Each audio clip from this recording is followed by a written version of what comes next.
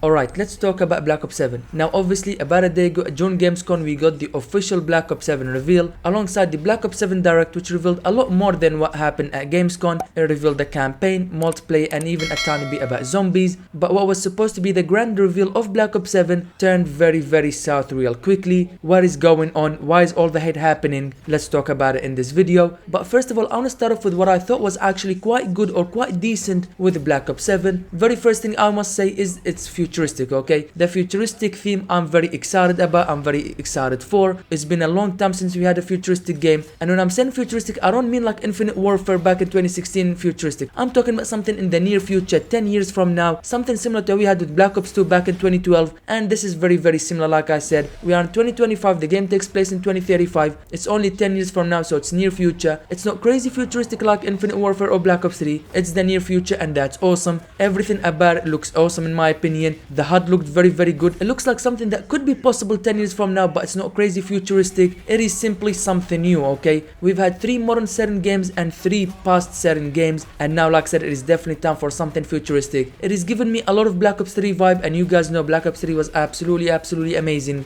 Not the campaign obviously, but multiplayer zombies, it was very good, and that was also futuristic game. So like I said, in terms of the theme, I am very excited for futuristic game. It is definitely about time. And as we're on the topic of futuristic, I must talk about the movement. I really felt the movement was really good. I know we saw double jumps and jetpacks, but that is exclusive to only campaign, while multiplayer will only have the wall jumps, and that is completely different from wall running. So no, wall run will not be returned, but wall jumps will be. And again, it's something new, it's something fresh, and let's be honest here, we definitely needed something fresh in Call of Duty. For the past 5 or 6 years, it's been the same thing over and over and again. Boots on the ground, nothing really new, nothing innovative, and now we'll be getting something new in terms of movement, and that is definitely good because otherwise it was getting very stale. And let's be honest, it's not like we're getting advanced warfare movement. No, it is completely the opposite. All there is simply just a wall jump that lasts about a second, and that's it. Nothing crazy in terms of movement like the crazy futuristic games we had before. Next up, I want to talk about the maps. Now obviously I cannot say the maps are absolutely amazing or they are absolutely terrible, obviously because I haven't played them, and until I play the game I cannot make such a decision. But from what we saw, the settings of them, it looked very nice. Of course, we'll be getting 16 total maps at launch. When was the last time we got over 10 maps at launch for a Call of Duty game? I don't even remember, to be honest with you guys. So the fact that we're getting 16 maps at launch is absolutely amazing, and 13 of them being completely brand new experiences never before seen in Call of Duty game, with only 3 remakes, that being Express, Raid and Hijack, with Raid being a Tokyo setting, which just looks absolutely amazing. And we already know that these remakes will play good because we've played them over and over again. We know how good they are, and simply they'll be just remastering them as they are into this new game. So we already know the maps are gonna be great, and also they probably chose the best 3 maps to remaster. I know we've seen them multiple times before, but still these maps are absolutely legendary. Also, Black Ops 7 will launch with 30 weapons, 16 of them being brand new, never before seen Call of Duty game, and 14 of them being returned weapons, with some of them being the PDW, the M8, a new version of the DSR sniper, and the Peacekeeper assault rifle. But that's not it, because also weapon prestiging is officially back in Black Ops 7. Each weapon will have 3 prestige levels, with each level having its own unique camo rewards and weapon charm, and even loadout changing attachments. So that is good because that's more things that we can work towards while playing the game. And not only that, for the first time ever, there will be 16 mastery camos to unlock, 4 for each game mode: campaign, multiplayer, zombies, and eventually after season 1 Warzone as well. Again, it's simply more things to work towards. Instead of the game feeling very boring and stale very quickly, no, there will always be something you can work towards, whether it will be mastery camos or weapon prestiging or your rank prestiging. There's always something to do in this game, and that's what we've always wanted. And guess what, it doesn't end there just yet, because also score streaks, field upgrades, and even equipment will all have an upgrade path with the new overclock system, where the more you use the score streaks, field upgrades, and equipment, and you get kills with them, or you reveal enemies with the UAV and stuff like that, they will be upgradable, and you can unlock 2 abilities for each score streak, field upgrade, and equipment, which will just make it even more lethal, which is just crazy. Also, how can I not mention the new campaign game mode Endgame, where once you complete the main campaign of Black Ops 7, a new 32 extraction PvE game mode like DMZ will be unlockable, and it will take place on the entire map of Avalon, and basically 32 players will all be working together to complete objectives and successfully exfil. Oh, and And did I mention it's co-op, so you can play with up to 4 of your friends, or you can go solo, it's up to you. And also it will have global progression with all of the modes in Black Ops 7. So whether you play campaign, multiplayer, zombies or Warzone, you will always be making progress towards your rank, your weapons, your battle pass, anything that has XP and can be upgraded or leveled up. No matter what game mode you play, you will earn XP for it. And again, how can you go wrong there? It is absolutely wonderful. And it's not just a one-time thing where you get in, complete it, and you never touch it again. No, you can keep on redeploying as many times as you want and complete new objectives. But be careful, because if you're wiped, you lose all your progress. But that's fine, because the more you deploy, the stronger you become, the more skills that you have to upgrade, and you can run through the whole co-op campaign easily. And finally, let's talk about zombies. Whatever the small amount of things that we saw, first of all, it looks good, okay? It's Treyarch zombies, round-based zombies, you know it's gonna be amazing. But not only that, the OG crew of Richtofen, Takiao, Nikolai and Dempsey, they are returning. And again, you cannot go wrong there. The OG crew that everybody grew up with and loved, they are officially back, and that is amazing. Not only that, the map for zombies in Black Ops 7 will be a very large map, heavily inspired by the Black Ops 2 map Transit, and it will also feature a wonder vehicle that you can drive. And let's be honest here, that really sounds amazing. I am excited for zombies. But with that being said, that will do for the good section. Now let's move on and talk about what's currently happening with the Black Ops 7 reveal, the negativity, the hate, and exactly what is happening.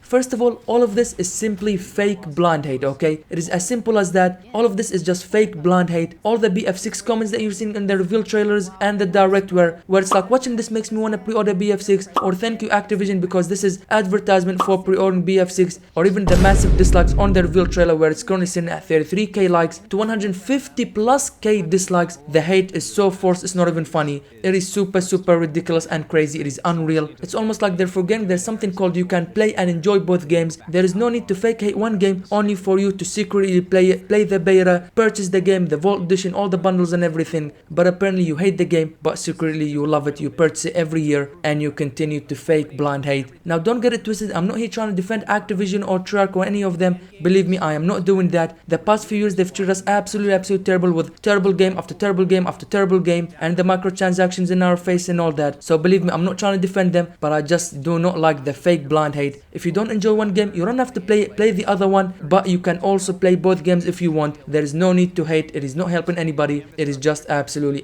terrible. Moving on from that, a criticism that I've seen about the Black Ops 7 reveal is the fact that it's simply gonna be Black Ops 6.5 or DLC, similar to how the new Modern Warfare 3 was to Modern Warfare 2. And yes, I totally get that. That is definitely valid criticism. I do understand that we've dealt with it before with Modern Warfare 2 to Modern Warfare 3, but do not forget how good Modern Warfare 3 was, okay? We went from having an absolutely terrible game with Modern Warfare 2 to what was supposed to be labeled as Modern Warfare 2 DLC, turned out to be 10 times better than the main game. Much better, what we've been asking for so many years, and it turned out to be good, especially the multiplayer experience I'm talking about. Yes, the campaign was terrible, but the zombies were okay. It wasn't that good, it wasn't that bad, but the multiplayer turned out to be one of the best. Sledgehammer absolutely knocked it out of the park. The aftermarket parts, the weekly events, the camos, all of that was super awesome. So while it was labeled DLC and many people wrote it off, the DLC ended up turning out to be much better than the main game. And let's be honest, by the end of it, Modern Warfare 3 was anything but DLC. It was completely its own game. Everything in it was absolutely amazing, like I said. And if Black Ops 7 can do the same, we're in for a good year. Everybody hated Modern Warfare 3 at start, but by the end of it, everybody started to like it. And it seems like Black Ops 7 will indeed be a good game. And from what we've seen so far in Black Ops 7, in terms of multiplayer content and all that, it seems like it's going to be filled with content. They've promised weekly events, camos, massive seasonal updates, so it is looking really good. So while I do understand the whole argument of BO6.5 or being DLC, let's just give it a chance and hopefully it can blow our minds away like Modern Warfare 3 did. But as one of the topic of Black Ops 7 being a Black Ops 6 DLC, that argument is strengthened more by the new carry forward feature.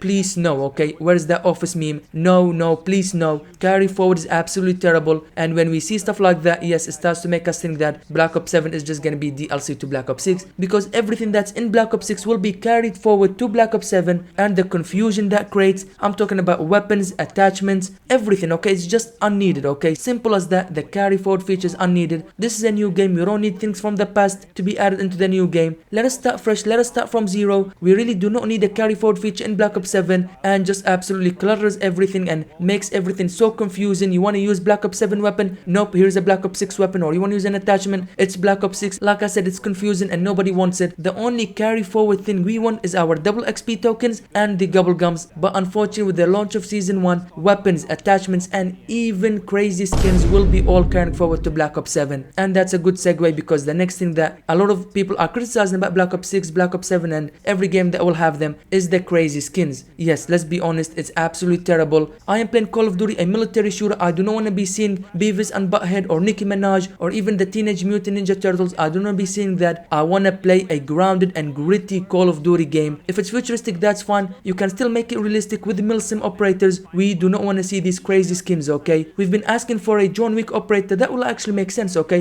A crossover with John Wick, that somewhat makes sense. But when it comes to Beavis, Buttheads, Nicki Minaj's and WWE stuff, nobody asks for them, nobody wants them. Remove them from the game. But unfortunately, it makes them way too much money for them to actually remove them or completely stop doing these crossovers. And that's fun, okay? If they want to add these crazy skins, it's fine, but give us an option, okay? It is as simple as this. All of this can be fixed by just simply adding a toggle on and off option in the settings. If you like the crazy skins and they don't bother you, keep the toggle off. You will find everything you want. But for everybody else who wants a realistic milsim operator, a realistic looking shooter, just give us that toggle option. We turn it on and we don't see any of those crazy skins, and you make everybody happy. The people that want a realistic game will have the toggle on, and the people that don't care about all of that will have the toggle off. And it is as simple as that. With the addition of this simple feature, will make about 90% of people happy and actually get to play Call of Duty again. This simple feature will remove 90% of people's criticism about Call of Duty nowadays. It's a win-win situation for everybody. I don't understand why they are so against adding a toggle on and off option in the settings. It will fix 90% of Call of Duty's problems. And alongside all of that, I will be crazy to not mention another criticism about Call of Duty, and that is of course SBMM, or skill-based matchmaking, or EOMM. Let's be honest here, SBMM and Call of Duty is a tale as old as time. They keep on saying we had them in every Call of Duty, but let's be honest, that's a lie. But now, especially with Modern Warfare 2019, the SBMM has been cranked to 1000, okay? Not 100, to 1000, and with every passing game, SBMM gets turned up and up and up and up, more and more and more. It's not even funny. It is so unplayable at times, it's not even funny. When you're playing Call of Duty, you're actually afraid to do well in a match, because you know the next match and the next couple matches, you will be playing in like a ranked play lobby with everybody being iridescent level. Everybody is sweating like they just got out of the shower. Everybody's butt sliding everywhere and diving all over the place. It's unplayable at times. Sometimes you just want to get in, have fun a bit. Nope, you can't do that in Call of Duty, because SBM will absolutely kick you in the face. It will slap you in the face, and it's like, get out of here, boy. You ain't having fun on Call of Duty compared to other games. And of course, that's gonna turn away a lot of people, and rightly so, because you just want to wind down, have a bit of fun playing Call of Duty. But like I said, you cannot do that. And who's gonna play that when they have little time to play? Nobody's gonna waste their time with a game like Call of Duty with the SBM being cranked to 1000. But unfortunately, Activision will never remove or tone down SBMM, because it protects the casual players, and those are the ones that buy the bundles. Activision makes way too much money from the casual players, and thus SBMM will never be toned down or completely removed, and that's a shame. And to end off with this video, we of course have the anti-cheat system. Now Activision likes to hype up their anti-cheat system Ricochet, but let's be honest here, we all know Ricochet is just simply a baby with its thumb in its mouth, having absolutely no idea what it's doing. Cheaters are blatantly cheating in game with wall hacks, aimbots, and all sort of hacks. Are they getting banned? No, because like I said, Ricochet doesn't know what is it doing. It's like a baby. Only if Call of Duty can actually work on their anti-cheat system and make it very powerful to detect cheaters, so they do not ruin every lobby. Whether you're playing Warzone, multiplayer, cheaters are ruining the game and are driving a lot of people away, and rightly so again, because some of these matches are absolutely unplayable. And you guys remember at the beginning of Black Ops 6 life cycle, cheaters were able to spam report 100 times in one go, okay? In one click of a mouse button, they could report 100 times one player, and was causing all sort of chaos. It was absolutely ridiculous. And once again, Ricochet didn't do anything about it. So unless Black Ops 7 has a good anti-cheat system, unfortunately it's just gonna be the same like it was with Black Ops 6, Modern Warfare 3, and so on. Call of Duty needs to work on their anti-cheat system, and they need to do it fast. Now they did confirm that Skirbo and TPM will need to be enabled for Black Ops 7, so that's definitely a good step, but it needs more than that, okay? They need to ban cheaters within 1 second of cheating, otherwise it's gonna be terrible. But I guess we'll just have to wait and see, and hope that Call of Duty will actually make a strong anti-cheat system. But yeah, like I said, we'll just have to wait and see. But yeah, that is everything that I want to talk about. Black Ops 7, I'm not gonna lie, is looking a bit promising, but there are some negative things that need to be addressed in order for Black Ops 7 to be an awesome game. So let's just hope they do that. But with all that being said, make sure to click the link in the screen right now to watch me go through everything that was revealed in the Black Ops 7 reveal. Thank you guys for watching this video.